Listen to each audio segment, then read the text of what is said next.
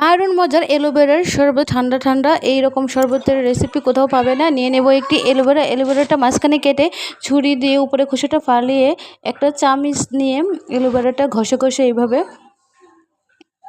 জেলিটা বের করে নেব। একটা চামচ দিয়ে অ্যালোভেরাটা খুব ভালো করে নাড়িয়ে নেব। নিয়ে নেব ভিজানো তুকমা দানা 2 চামচ নিয়ে নেব